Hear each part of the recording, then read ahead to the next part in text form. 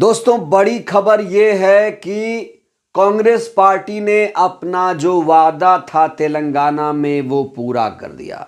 जातिगत जनगणना वहां करा दी गई है। जी हाँ दोस्तों, राहुल गांधी इससे बहुत ज्यादा खुश हैं, प्रभावित नजर आ रहे हैं और वो देश को ये बता रहे हैं कि हमने जो वादा तेलंगाना में किया था वो हमने पूरा कर दिया है। दोस्तों इस बीच राहुल गांधी ने दलित आदिवासियों के मुद्दे को भी उठाया।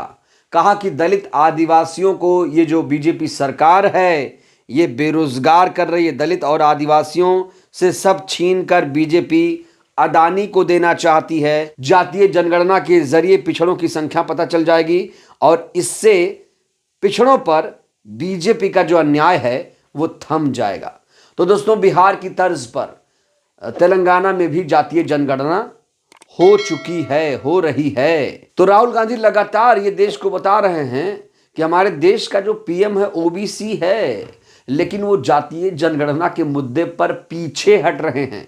बीजेपी एससी एसटी ओबीसी की बात करती है, लेकिन एससी एसटी ओबीसी की संख्या कितनी है इसको लेकर वो चुप हो जाती है। जातीय जनगणना की बात आती है तो मौन हो जाती है। तो कुल मिलाकर जातीय जनगणना के मुद्दे पर राहुल गांधी ने केंद्र सरकार को घेरना शुरू कर दिया है। आपको बता दें भारत न्याय यात्रा चल रही है।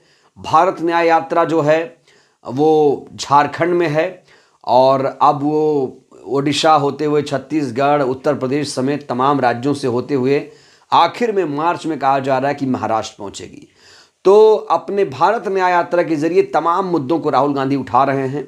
वो चाहे अग्निवीरों का मामला हो, चाहे बेरोजगारी का मामला हो, चाहे जातीय जनगणना का मुद्दा हो, इस पर राहुल गांधी लगातार बीजेपी को घेर रहे हैं। इस बीच राहुल गांधी ने प्रधानमंत्री नरेंद्र मोदी को लेकर एक बड़ा बयान दिया। राहुल गांधी ने कहा, प्रधानमंत्री इस बीच अक्सर कह रहे थे देश में सिर्फ दो जातियां हैं, अमीर और गरीब, मगर आज संसद में उन्होंने खुद को सबसे बड़ा ओबीसी बता दिया। किसी को छोटा और किसी को बड़ा समझने की इस मानसिकता को बदलना जरूरी है। ओबीसी हो, दलित हो, आदिवासी, बिना गिनती के उन्हें आर्थिक और सामाजिक न्याय नहीं दिलाया जा सकता। मोदी जी इधर उधर की इतनी बातें करते हैं तो गिनती से क्यों डरते हैं। तो सोचिए दोस्तों, जहां प्रधानमंत्री नरेंद्र मोदी जातीय जनगणना से भाग रहे हैं, वहीं खुद को वो ये लगातार प्रसारित कर रहे हैं कि वो ओबीसी हैं, सबसे बड़ा ओबीसी हैं। और संसद में प्रधानमंत्री ने नारा भी दे दिया है कि अब की बार 400 पार। ये भारतीय जनता पार्टी का जो नारा है, अब खुद प्रधानमंत्री संसद में आकर दे रहे हैं, ऐसी बयानबाजी कर रहे हैं। तो आप समझ सकते हैं दोस्तों, क्या संसद इस तरह के नारा लगाने के लिए है? जनहित के मुद्दे क्यों नहीं उठाए जाते हैं? प्रधानमंत्री विपक्ष के सवालों का जवाब क्यों नहीं देते हैं? ये भी तो बड़ा सवाल है।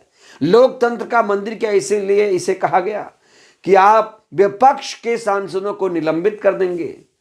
लगातार आरोप लग रहा है कि ये जो सरकार है ये तानाशाही रवैया अपनाई हुई है और इस तानाशाही सरकार को 2024 में राहुल गांधी कह रहे हैं हम उखाड़ फेंकेंगे।